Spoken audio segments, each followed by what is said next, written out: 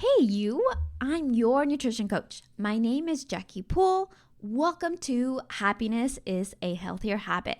Let's get today's episode started.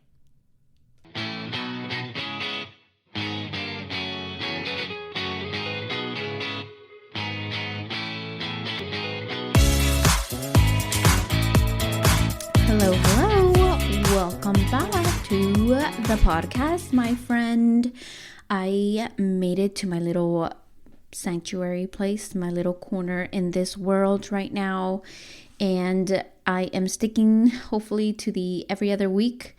It is harder than not to make it on here, but I couldn't wait to share what I'm going to share with you guys today. So today I wanted to talk about how I am currently training, because sometimes we really overcomplicate things, workouts, what I have to do. There's so many exercises, right? So right now I am in my third trimester. I have kids.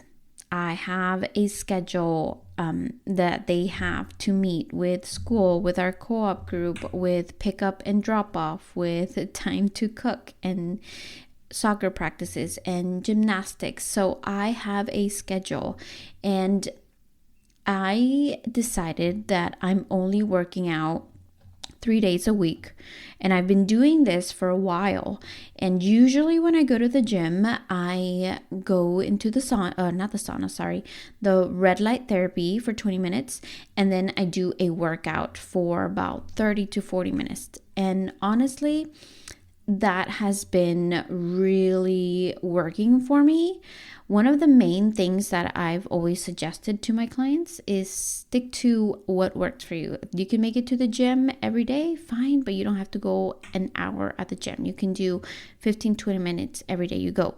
Or if you're somebody's like, I cannot make it that many times, I can go once or twice a week. I can do full body those 2 times. That is something that I've always recommended. For me, I've been very into my squatting and not losing that because I had to stop running. So what I've done is given up and changed to upper workout and lower workout.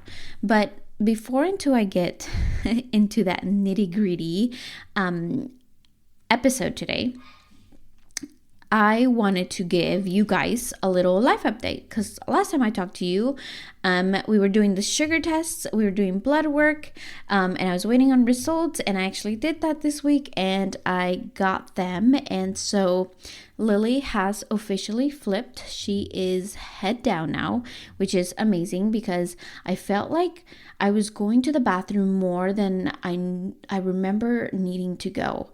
And so she's literally kicking my bladder. And so recently my husband asked me, I was like, how do you feel? And I was like, I feel like she flipped. I don't feel like I've been going to the bathroom like every 15 minutes. So, which is amazing. It is good news, but I'm definitely still feeling all the things that I have, with that come with pregnancy. I am dealing a lot more with back pain that I've never had with the other 3. So I've had to really be intentional about adding a lot more like hip mobility and back movements to support that. The pain really reminds me of when I was running a few years ago. If you are a listener, if you're a subscriber, the pain really reminds me of when I would go for runs and the run would be great, and when I would come back, I couldn't walk because the pain was so bad. So it's more like hip pain, like pelvic mobility that I need to work on. And I do it. I get some stuff done and I feel great, but I think it's just something keeps pinching on this nerve that every time I could be walking and all of a sudden just step and I feel like an intense shock. And I'm like, oh my God, ow. I have to kind of like pause for a second, because it's just like, it kind of stops me, so it can be scary. And so I'm being more and more intentional about doing types of movements, mobility that really help me relieve that pain. And something that I've noticed that's triggered if I'm in the car for a really, really, really, really, really long time. So I really have to be intentional about those things. So everything I'm doing right now is really more about supporting at this stage. I want to make sure I continue my strength training. I'm not trying to hit PRs. Last week I managed to squat 135, which is a plate on each side, which is more than I've done in a while. And I felt really good doing that. Am I planning to go higher than that? Probably not, because I have not gone higher than that in a really, really, really long time. So at this stage in pregnancy, I am not trying to do any PRs. I'm not trying to do anything. I'm just trying to stay consistent with my movements, with my workouts. So as long as I'm supporting my body to help it with the back pain and support it by showing up, by getting my steps, by getting my water, it's definitely gonna be very beneficial for when my daughter gets here. So I just wanted to share a little bit of those bits of pieces of what's going on with us, as it is major news. And so let's really shift what I wanted to talk about today.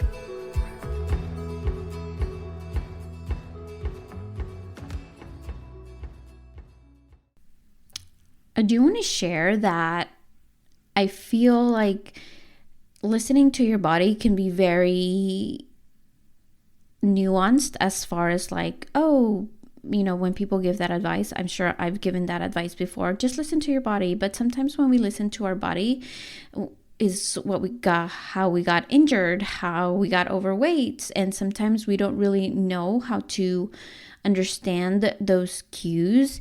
And so where I'm going with this is a lot of people are struggling. Most women struggle with, they're putting all the work, they're doing all of the things and not seeing results.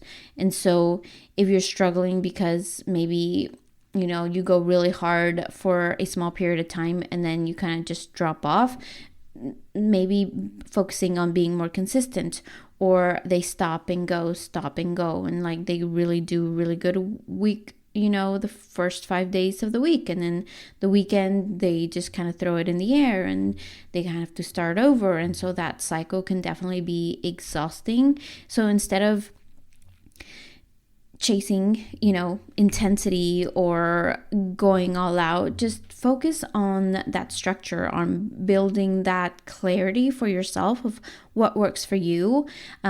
This came about, and I think this episode came about because I have my group coaching calls that I host once a month, and those are on Mondays. If you're not in there, you're probably because you're not my client yet, or you haven't tried the peptides, either or. If you want to get on there, this is a great way to continue coaching without having to fork a bunch of money, because when you do become a client, I have you for life. So I really love that I get to do that and host those once a month and see where you're at, where you're checking in. And so this came about on our last call because I had a person come in and they had been super consistent. I had coached her a few years ago, and recently she felt like things weren't clicking. She kind of had let go and slowly had progressed back into really bad old habits. And so sometimes it's just really creating this clear routine of what you have to do, right? Because again, I've said this before. Most people, they know they have to exercise, they have to eat whole foods, they have to eat their protein. Like, that is not new news these days. Like, protein, it is everywhere. You hear it in commercials, Chipotle, like protein Doritos, protein pasta, protein sauce, protein sodas. Like, it is insane the amount of protein that is being thrown out there. So yes, most people know that they have to eat better, but the thing about coaching is it really holds you accountable for making those decisions and preparing you for how to deal with your emotions when you are not making those decisions, right? And how to get you to make those decisions. So when we focus on that structure, sometimes we can't get out of our heads and we can't put it, pen and paper together and be like, okay, what day does this work for me? Sometimes we need that, and that's what coaches are for. So when I say focus on structure, focus on a clear plan, SMART goals. I'm sure I have an episode here about SMART goals, just really setting you up for success, right? The more clear, the more detailed, the more down to the exact time and day that you can say, I'm going to sit every Tuesday at 9 a.m. and do this workout, these exercises, and go to this gym. Just be super clear about what you're wanting to do. Is going to make a big difference on how you stay consistent, on how you continue that cycle, right? It's going to change on how you execute those actions. If you want to keep going, or if you want to stay consistent, if you want to stop and starting and stop and starting, like, it's going to make a big difference on how you come about doing that. So here's exactly what we're going to do right now. I'm going to tell you my training protocol that's been, honestly, for the past 10 weeks I've been on this, and I've been pretty good. The only week that I haven't matched that is this week, and I will tell you why towards the end. Day one is going to be, so I'm actually training 3 days a week. That's it. And it's 30 to 40 minutes a day. Day one is upper body. It is compound movements. Compound movements are multi-joint movements, multiple muscle groups. They really help build like a whole body strength. You burn more calories. You are more functional. These are not like, when you think of compound, these are not like bodybuilding exercise. Bodybuilding sometimes just focuses on the deltoids or the biceps or the specific back muscle that wants to pop out, right? No, these are more whole body movements. These include like shoulder press, deadlifts, bench press, pull-ups, overhead press. If you don't know what these are, you can also Google like compound lifting. And if you need a trainer, hello, I am here. What are we waiting for? Let's get you started. But anyways, I do 1 to 2 compound movements. So like for the upper body, and this could be shoulder press. I usually do like shoulder press or back rows. And then just a couple of like specific shoulders.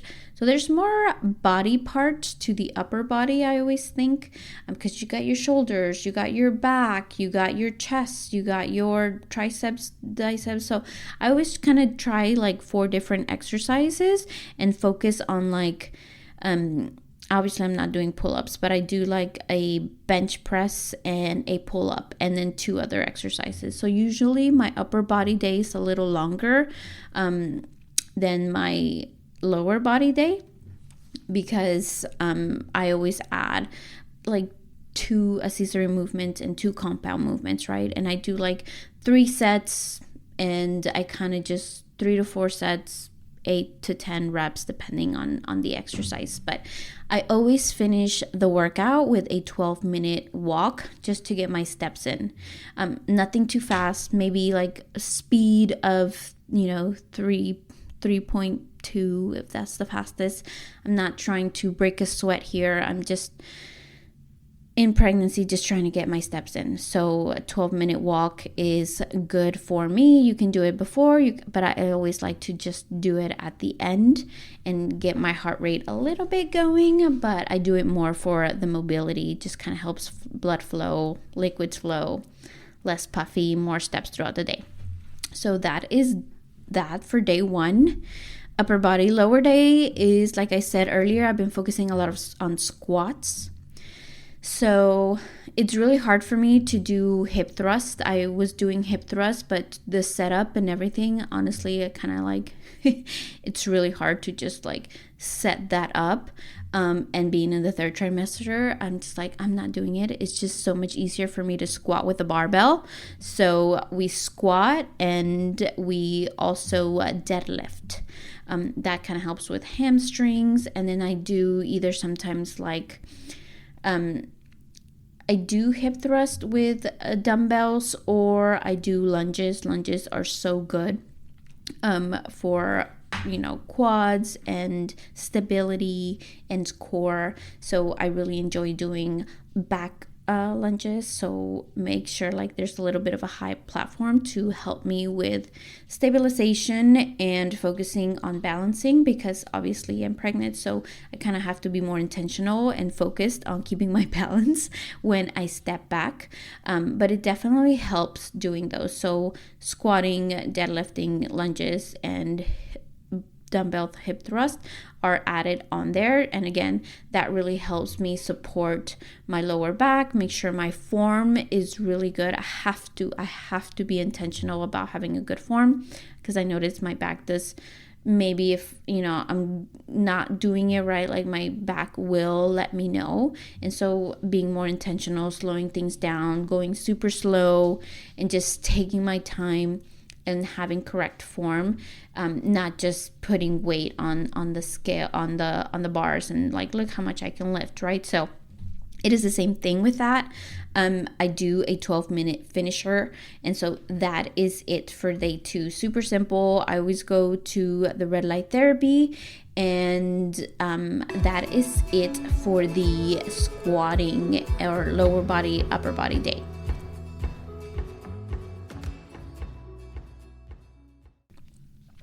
So let's talk about the third day here. The third day is where I try to bring intensity. My heart rate does go up pretty high, like 140. Last time I got it to 150. I was excited to get it up there because I had not been able to get it up there since I stopped running. But day 3 is more kind of bringing a little bit more intensity, but still being smart about it, right? I like to do a little bit of HIIT.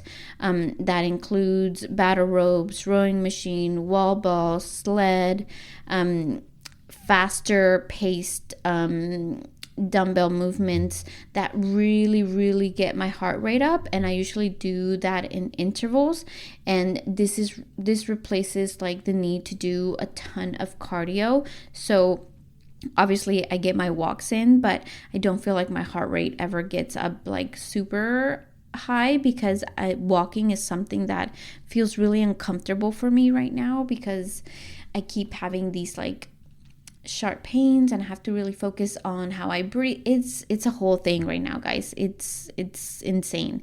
But walking is not comfortable for me. So if I can get a quick conditioning, get my heart rate like super high in like 20-25 minutes usually is my conditioning. I never make it more than like 30 minutes.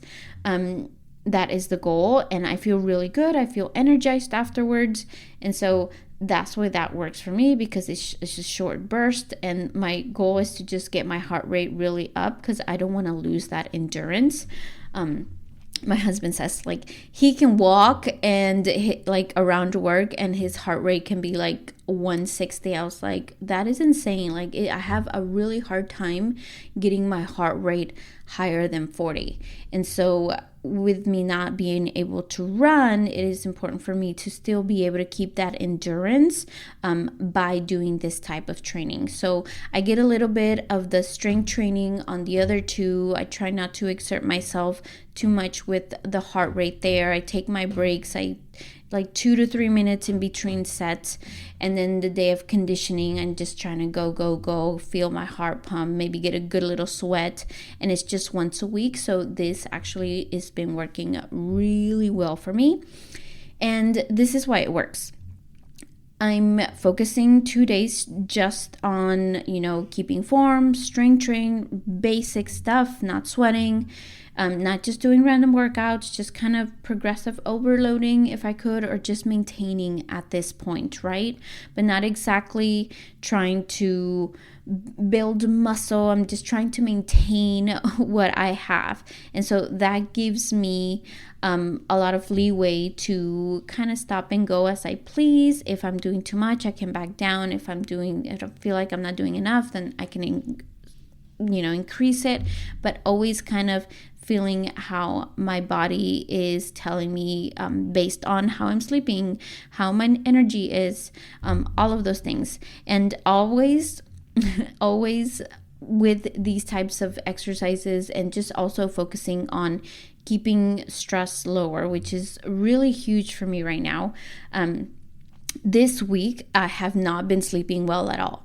Like, sleep has been really non-existent, and that is something that's really huge for me because I'm so big on sleep. Like, it is the number one thing. And so between pregnancy hormones, sometimes doing more is not always better. Like, when we think about life, like, you work hard, you are going to get, supported and valued, and your value is going to come out when we put in the work. You're going to see your results. And so exercise is just not that. Our body's so much more complex. And so sometimes better is not always better. So, and sometimes, if you have to pull back, it just means that your body is really needing it. And like I said, listening to your body is very complex, because sometimes when we listen to it, it can get us the opposite results. But when we're constantly pushing, constantly doing things and not seeing results, it is time to scale back and see there has to be other ways to be supporting your body as well. So last thing I want to say, because this, for me, like I've expressed this initially, like, this pregnancy is not what I expected. It is not the dewy, glowy, fantasy, beautiful story pregnancy that I wanted on the books. This has been really hard for me to deal with because of everything that I'm feeling. And it is just, every pregnancy is so different. But I just had really good pregnancies with my boys, and she is definitely a fighter, and she is going to give me a run for my money.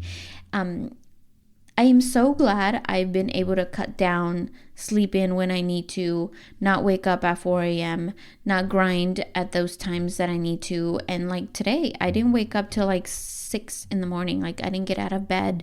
And one thing I did want to share with you guys, because I got my blood work done. Glucose came back normal, which is what the main test was for. But apparently my iron is super on the tank, on the floor. And that is insane for me, because I eat every day. I eat eggs every day. I eat like turkey bacon every day. I eat beef, occasionally. I have salmon every other week. I try to eat foods that have some type of iron in it. Maybe I include like spinach and sometimes peppers into my breakfast, and it has just not been enough. So to be honest, like, my iron has been on the floor for a while, I think. And the prenatals that I had don't contain iron. So actually, I just ordered me some iron ones, but that really makes sense on how recovery has been for me, how tired I feel. And I think if it wasn't because I'm supplementing with like other vitamins and minerals or peptides, like, I'm really bad at taking my vitamins, to be honest, my prenatals, but I consistently can drink my peptides all day, every day with my high electrolytes. It's just easier for me to continue with that than the actual prenatals, because sometimes I forget to take them, and if I take them too late, they like mess with like my sleep, and so it's a thing.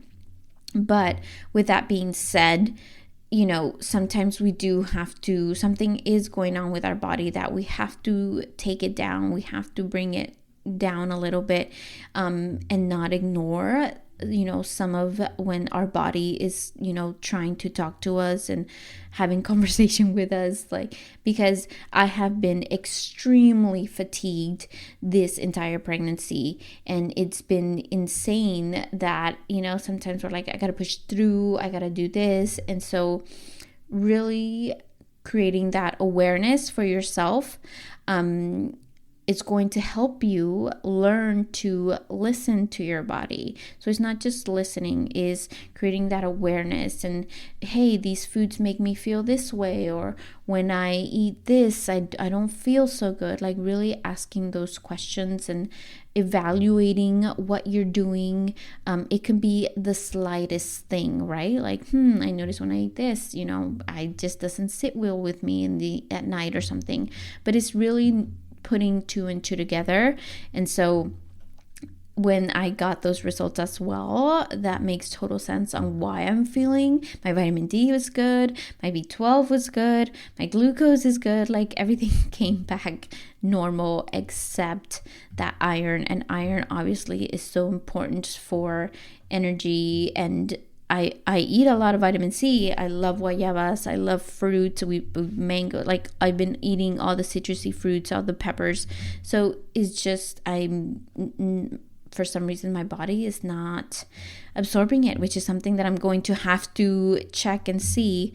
But I do wanted to point that out today as well, because sometimes we're like, oh well, you're just, sometimes we get in our head like, I'm not lazy, I'm just, the energy is not there. So I wanted to be honest and transparent about that. So if you feel like you're stuck, if you feel like you're tired, or you feel like something's not right with you, like communicate it to your doctor, communicate it to a health expert, to your coach. If you have somebody that's working with you, you want to help kind of find those answers and help you really simplify your goals and your routines and what you're trying to do.